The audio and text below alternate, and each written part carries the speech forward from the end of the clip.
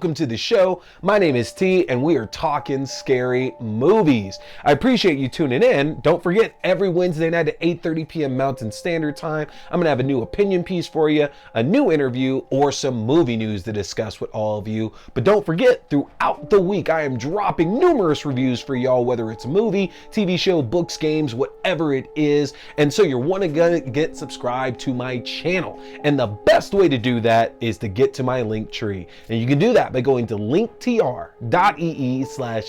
scary movie. If you get subscribed to my link tree, that's going to give you access to the YouTube page for the video versions of the show, your favorite podcasting platforms, the audio only versions of the show, to my Letterboxd page for written reviews and movie rankings throughout the year, to my TikTok page for my short horror content, including movie news and movie premieres, to my Twitch page for my horror gaming, and to my Fangoria shop page where you can enjoy my 20% off discount anything in the Fangoria shop, including a yearly subscription to the physical magazine. Don't miss out on that great value. Hit that subscribe button because I got so much great stuff coming out for all of you. So what are we talking about here tonight now? Yeah, folks, I said we had some great stuff coming in the second part of the year. And yeah, folks, tonight we are discussing the long anticipated, and it's finally here, Longlegs. That's right, I got a chance to go check this one out last night, and I am here to spill with all of you. Now, I'm gonna go ahead and caution you here. Y'all know the rules. I always try to make sure I'm not letting go of spoilers if a movie has been released in the last 10 years. So this will be, for the most part, spoiler free, but there's still some stuff that you might want to go into blind and not hearing any of this at all. So if you do want to walk into this movie blind, kind of like I did, turn this off. Go and watch it first, and then check out my review after you see it. But otherwise, if you don't care, strap in, folks. It's time to talk Longlegs. And if you haven't seen the trailer for this one here before, Longlegs tells the story of FBI agent Lee Harker, who is assigned to work on a case involving a serial killer named Longlegs that's murdering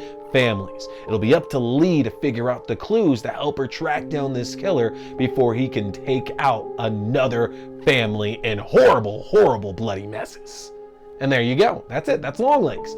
Now, again, I want to be overly vague to the plot just because the movie literally just came out and it's new IP. It's not a prequel, not a sequel, not a remake or anything like that.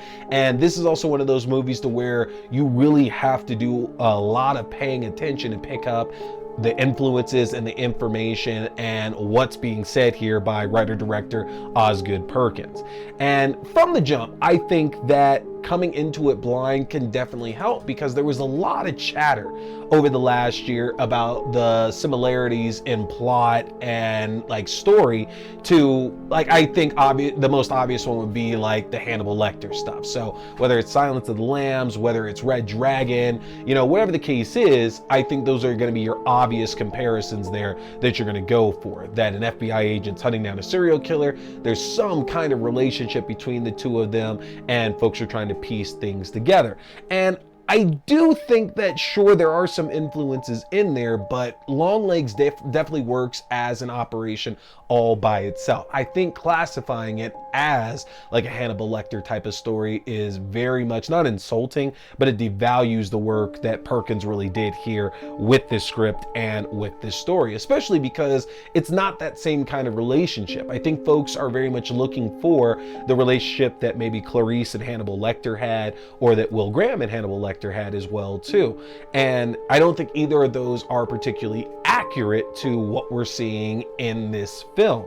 Not only that, but I mean, to go a step further, there's not nods, but I mean, there's some similarities with Red Dragon in terms of like motivations of the killer themselves and the imagery that kind of surrounds the film itself. There's a lot of red in this movie for sure, and given the similarities between Red Dragon and this when it comes to like a particular motivation plot point, you know, that can't, like, you can't let that really go over your head, all the red imagery that we're seeing throughout this film. But I digress. This movie doesn't really have all that much to do with those kind of films outside of it's a young FBI agent who's trying to track down this serial killer. And again, there seems to be some kind of relationship between the two.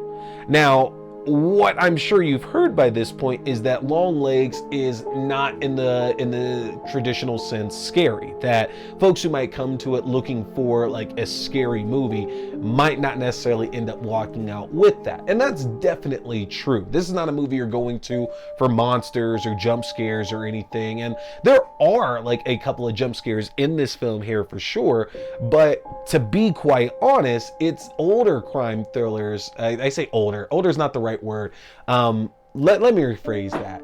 It's different kind of crime thrillers that this seems to have a lot more in common with. Like, I found myself thinking a lot more of films like, Summer of Sam or Zodiac as the better option here for what we're actually checking out, because Zodiac especially, David Fincher crafts this world to where no matter what character we're watching, based on like the camera angles that we're seeing them in, the low lighting, the fact that it's unsolved and we're getting these letters and that we're not really seeing the killer straight on in most of these scenes, it's very, very unnerving. And Longlegs does the same kind of thing here, to where, as fantastic as Nicolas Cage is in this film, Perkins is very much able to keep us unnerved by him and not able to get into, it's just Nicolas Cage. We can kind of relax, because Longlegs, himself is never shot traditionally in this film. It's always done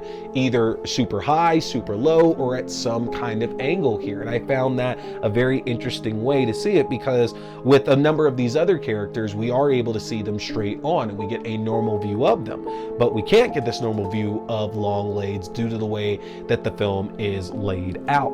And there's more intricacies there for sure, because trying to figure out what Longlegs' game here is, like what exactly is motivating him to do what he's doing, and what's going to be the clues that's going to help FBI agent Lee Harker track him down.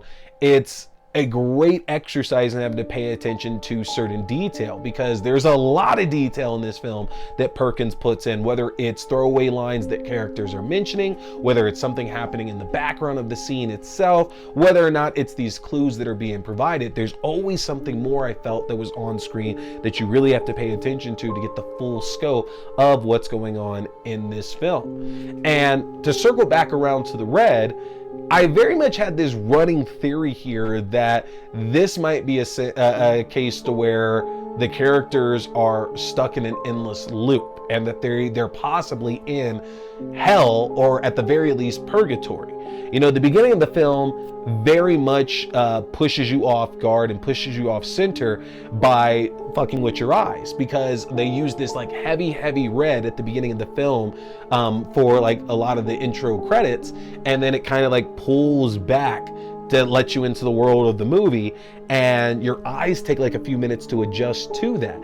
And with that and the continual like appearance of red throughout the film, and like how important it's made out to be with like these quick flashes that are done throughout the entire film, the fact that you never really see the sky straight on in this as well too. The sky is always presented as gray, as cloudy, or if it's not either of those things, it's typically very much obstructed. I had this running idea that I thought that all these characters are in hell for something that they had done earlier on, and they're dealing with this case as a result of their actions in life. And that maybe we're seeing that these characters, like kind of like what was the Hellraiser one that had mayhem in it, where no, not that one. The other one that had Craig Sheffer in it instead, to where we find out the dude's in purgatory and he's literally like reliving like his old cases and his old vices and things like that. And I started feeling the same way as Longlegs kept going on and on and on, that this kind of feels like characters are living out some penance of some sort through these horrific actions that are going on, and how much work and attention to detail they have to put in to resolve all of this, that they're not really making any progress, and every time they do, it just gets worse again. I don't know, it's just a theory, but I'm very curious to think what y'all feel about that for sure.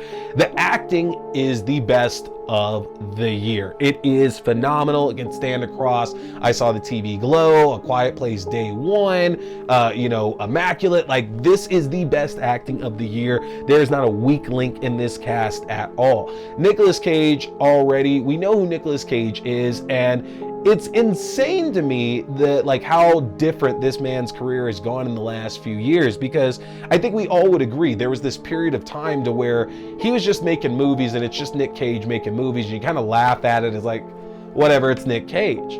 And we've kind of learned in the last few years that some of those movies are actually really, really good.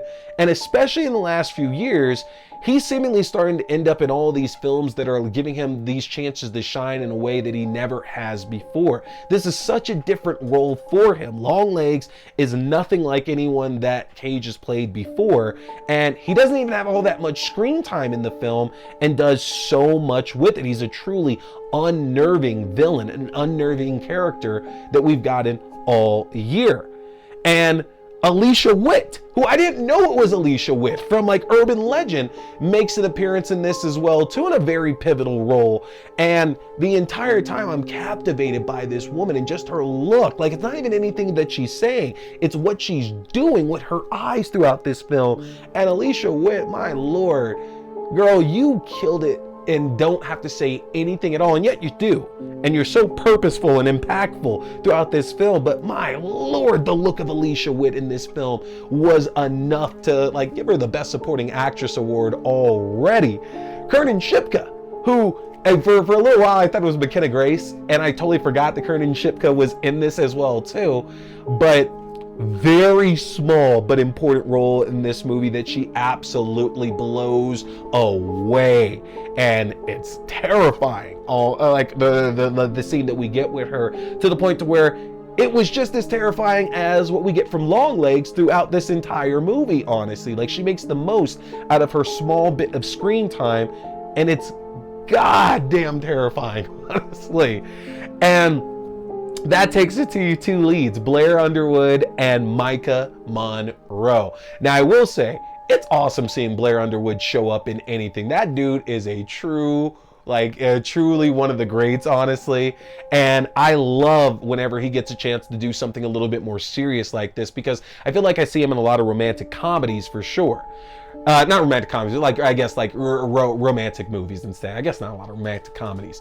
But what I did find was interesting, and this takes things back around full circle to the Hannibal, Silence of the Lambs stuff, is that his character, who's really playing Lee Harker's boss, very much seemed to invoke Lawrence Fishburne's performance in the Hannibal TV series. There was something very similar there in the way that these characters are played out, their motivations, the way they act, the way they are with their family. I thought there were a lot of similarities there in the best of ways. They're two different characters, two different performances, but I couldn't help to see a little bit of connected tissue there, and seeming like that was more of the link, if anything, to that whole Silence of the Lamb, Hannibal Lecter world than anything else. That's just me though.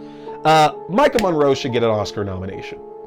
Simple as that. I don't know if I've seen a performance this year that has been better than hers, that is screaming for awards consideration. And she has been a heavyweight in horror for a minute now. The fact she's done It Follows, she's done The Guest, there's The Watcher. This girl is absolutely one of our greats that we have, and she needs to see it for this film, because the fact that Lee is so off kilter and maybe a little bit neurodivergent, very much focused in her work for sure, was fascinating, because all this terrifying stuff is happening, and it seems like Lee's a bit immune to it until we get deeper into this story. And I love that fact that as all this stuff is happening, she's kind of not really unnerved by it compared to everybody else.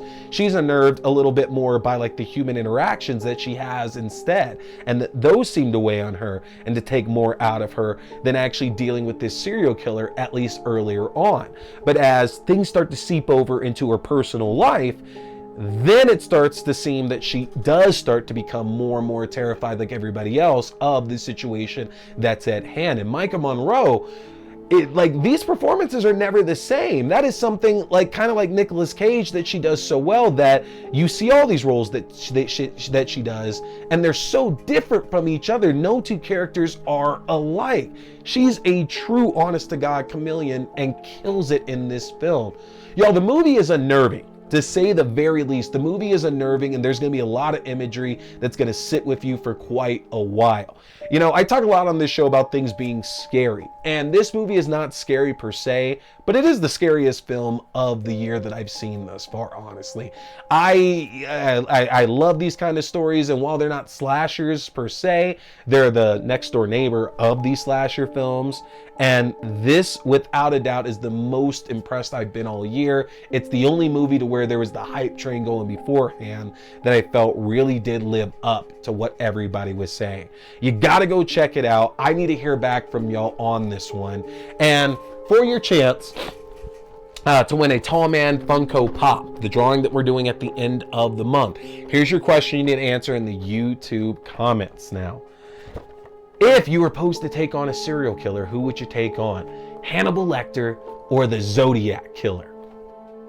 Make your choice. Let me know in the comments. But that's going to do it for us tonight, y'all. I appreciate you tuning in. Hit that subscribe button as I got more great reviews coming your way. My name is T. We've been talking scary movies. Stay scared.